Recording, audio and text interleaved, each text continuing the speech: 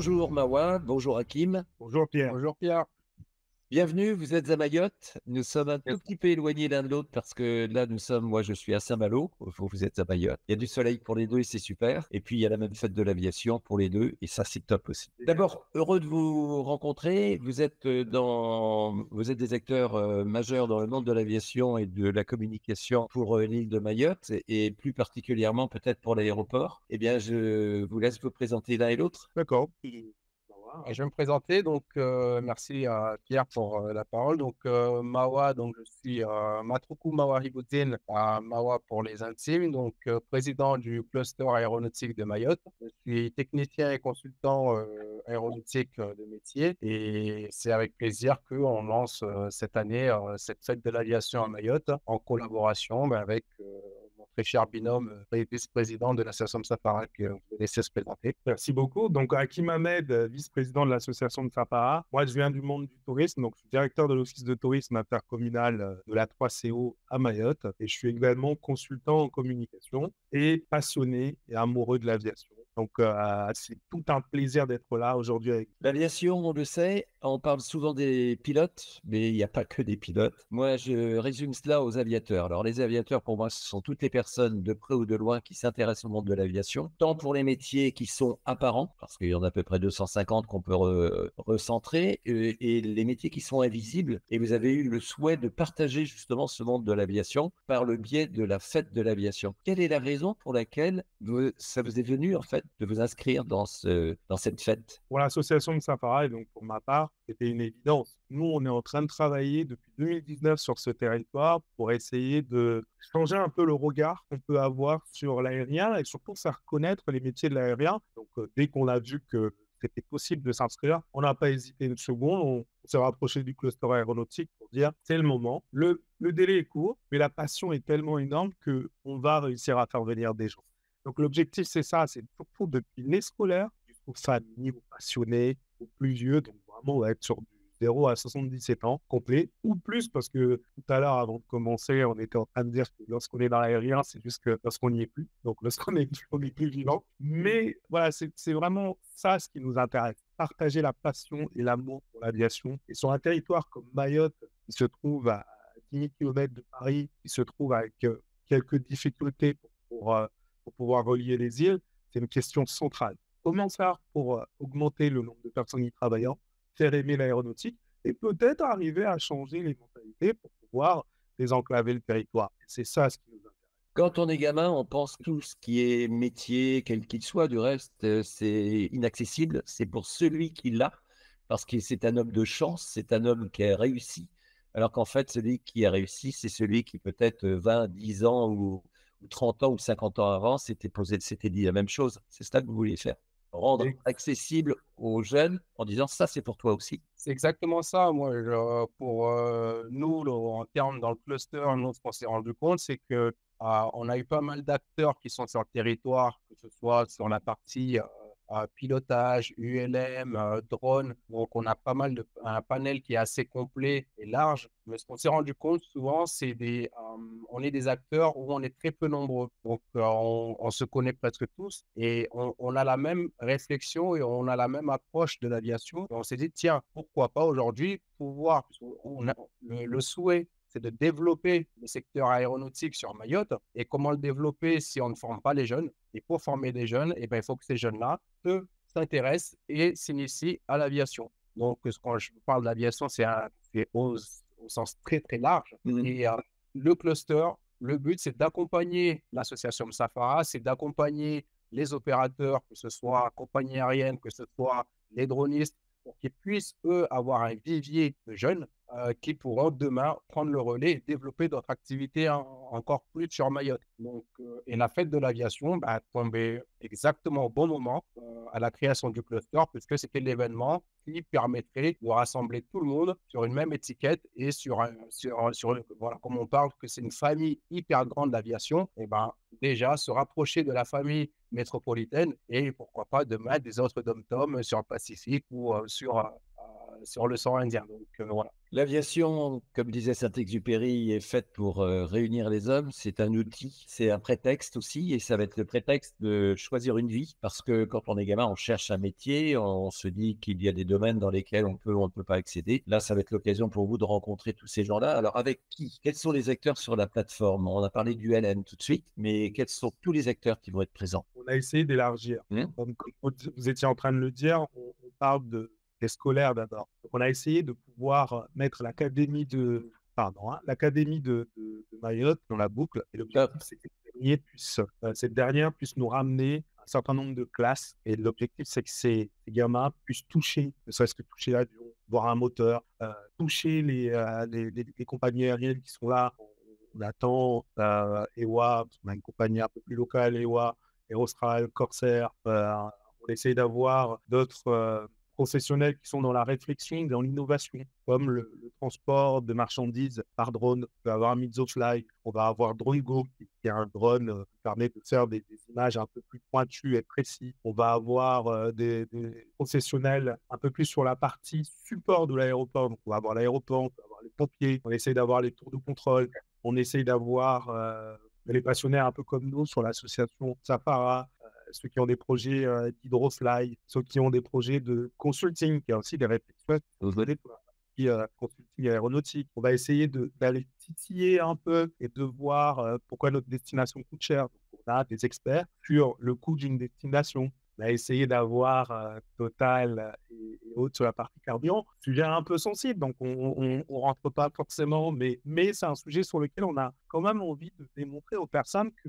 la réflexion, elle est globale. Et là, aujourd'hui, on a un soutien quand même assez important des SAC, des COI, donc, qui est présent également sur cet événement, pour essayer de démontrer qu'il s'agit d'un événement qui concerne tout le monde. Et pour avoir les meilleures réponses d'un territoire insulaire comme Mayotte, il faut arriver à mettre sur la table tout le monde. Si on met des professionnels, en face, il faut avoir les main-d'œuvre, les futures main-d'œuvre. En face, il faut avoir les futurs passagers. Donc, l'idée, c'est de pouvoir, sur 3 jours exceptionnels, donc, parce que c'est la première fois, proposer ce vivier, cette rencontre et rapprocher un peu les professionnels. On a la chance avec Mawa, qu'il est un peu des mécaniciens et formés sur différents types d'avions, qui nous permet d'avoir l'angle d'approche sur un petit avion ULM en passant sur un 6 places, en passant sur un 777 et autres, d'avoir vraiment toutes les anecdotes, l'histoire de l'avion, l'histoire de l'approche, l'histoire du désencombrement de Mayotte. Vous voyez, j'en parle avec passion parce que je pense que c'est ce jour-là où on va réussir à apprendre des choses, à rigoler et à se réconcilier un peu avec les métiers de l'aérien et créer des vocations. C'est ça ce qui est important. Le spectre est hyper large, professionnels, amateurs, petits avions, énormes avions, les acteurs au contrôle, les acteurs au pilotage, les acteurs à l'entretien et puis les acteurs à la fabrication. Ça, c'est donc pendant les 3 jours 27, 28 et 29 septembre. On peut le redire entre guillemets vers la fin de notre entretien. Et ce monde qui fait rêver, eh bien, il est accessible à toutes et à tous. Il y aura des baptêmes de l'air également. Oui, alors donc il y aura des baptêmes de l'air qui seront proposés par un aéroclub local, les Almaorez, donc qui sont aussi partenaires de l'événement. Il y a aussi les Tip Top ULM qui est, on va dire, un des plus anciens sur la plateforme de Mayotte, et qui lui aussi va proposer des baptêmes de l'air. Nous, au sein du cluster, donc on a poussé les intermédiaires donc sur l'association Safara qui puissent aussi proposer des survols, puisque sur Mayotte, aujourd'hui, on a la chance de pouvoir proposer du co-avionnage, donc des vols à partage de frais. Et donc, c'est quelque chose qui est mis en place sur Mayotte. Et donc, c'est la première fois aussi que les gens vont découvrir aussi ce que c'est que le co-avionnage, puisque voilà, c'est quelque chose de très nouveau qui était un peu où je sais que l'autorité de tutelle était très réticente à un certain moment sur ce type d'exploitation. Mais voilà, aujourd'hui, il y a toutes les preuves qui sont là sur la faisabilité et on peut aussi compter sur le sérieux des pilotes qui sont au sein des différentes associations ou qui sont sur Mayotte, puisque voilà, on a pas mal de pilotes passionnés qui sont prêts à s'investir bénévolement sur ces actions-là. Donc, voilà, je pense qu'aujourd'hui, on a toutes les cartes réunies pour pouvoir faire quelque chose d'exceptionnel et de très beau pour cette première édition. Comme vous le disiez tout à l'heure, cet aspect aéronautique, on va le retrouver donc pendant les 3 jours. Les horaires, vous pouvez les donner également des 27, 28 et 29 septembre. Sur la partie scolaire, le vendredi, ça sera de 9h à midi, Mmh. puis de 13h à 16h. Sur le samedi, même créneau horaire. Le dimanche, par contre, on sera de 9h à midi, tout simplement. Très bien. Avec, comme je le disais, vendredi, réservé aux scolaires. Samedi et dimanche, grand public. Dimanche, de préférence, plutôt passionné, parce qu'on a envie de prendre le temps, d'échanger, d'avoir des choses. Ce qui est important, c'est de noter qu'on essaie de faire un événement éco-responsable, donc beaucoup moins de plastique. On essaie aussi de démontrer, même si c'est très difficile, que l'avion n'est pas polluant. Donc, d'inciter un peu les compagnies ou autres à peut-être replanter dans les mangroves ou autres. Donc, il y a toujours une dimension assez environnementale dans notre approche. Puis voilà, l'idée, c'est que les personnes viennent, se disent que c'est accessible, viennent redécouvrir les technologies et l'innovation autour de l'aérien, viennent redécouvrir les rouages des vieux avions qui sont assez résistants, viennent s'enlever un peu cette crainte des coucous, parce que ça aussi, c'est assez important. Hein. On a des personnes qui sont à l'association de Safari qui nous appellent et quand on leur dit oui, mais on peut voir nos partenaires pour qu'ils viennent, oui, mais c'est des ULM, c'est des petits avions, c'est pas pour nous, on peut vous aider, mais on viendra pas. Et là, l'idée, c'est d'arriver à faire revenir un peu sur une dimension famille, sur une dimension un peu plus allez, on prend un petit risque pour découvrir. C'est ça ce qui nous intéresse. Le risque, en fait, il n'existe pas puisque le maître mot, c'est sécurité. Donc, ça, c'est clair. Tout le monde en a conscience, les techniciens en premier, du reste, et on est toujours effaré de voir des moteurs qui nous viennent de l'autre bout du monde s'arrêter, laisser un autre équipage remonter, après une petite visite très rapide, repartir pour des heures et des heures de fonctionnement, et cela pendant des milliers d'heures de vol.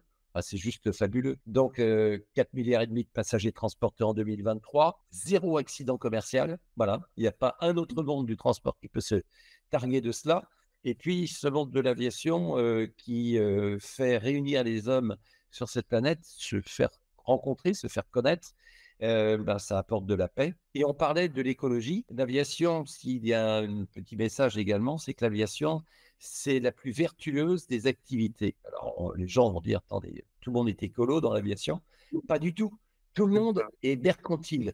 Tout le monde pense à l'argent. Et quand au salon du Bourget, quelqu'un vient acheter un avion, il n'achète pas un avion, il achète un outil de travail, un outil de transport. Il faut qu'il soit le plus léger possible pour mettre le maximum de poids à l'intérieur. Il doit consommer le moins possible parce que la masse financière du pétrole, c'est énorme dans une compagnie aérienne. Donc, si on gagne même qu'1% ou 1,5%, eh bien, on va préférer un avion à un autre ou un moteur à un autre. Et c'est comme ça que l'Airbus A380 a quitté le secteur parce qu'il était plus gourmand que l'Airbus A350 et pourtant, il était tout récent. Et puis, c'est également 400 brevets qui ont été déposés uniquement pour construire un Airbus A380 qui vont être ensuite revendus et qui vont permettre du R&D, c'est-à-dire de la recherche et du développement. Eh bien, ça, tout ça, ça nous est pris par l'aviation, enfin par les voitures, le train, les bateaux, et y compris les ascenseurs. Donc, on se rend compte que l'aviation, c'est un feeder justement pour l'écologie et donc consommer moins, aller plus loin et faire que les humains se rencontrent. Moi, j'étais ravi de vous rencontrer. On va pouvoir clore notre entrevue en disant à tout le monde, venez comme vous êtes, venez découvrir sans a priori et venez rencontrer donc 2 personnes, Mawa et Hakim. Tout à fait.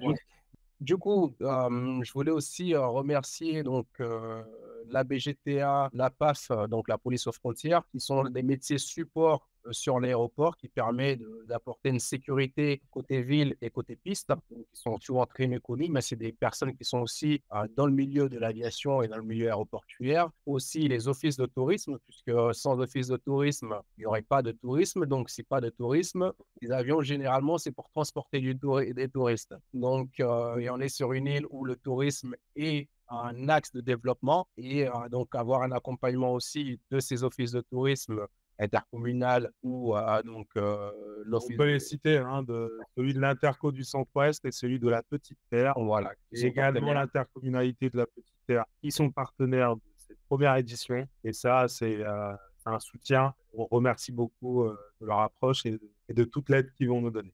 Après, je pense qu'on arrive à un moment qui est assez intéressant et c'est juste merci à vous aussi. Tout à préciser, c'est soyez curieux, osez découvrir, et surtout rêver grand. C'est le plus important.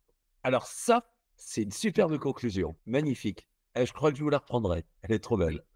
Elle est à nous tous. Oui, mais elle est joliment exprimée et elle est tellement vraie. Merci. Merci beaucoup et au plaisir. À très bientôt.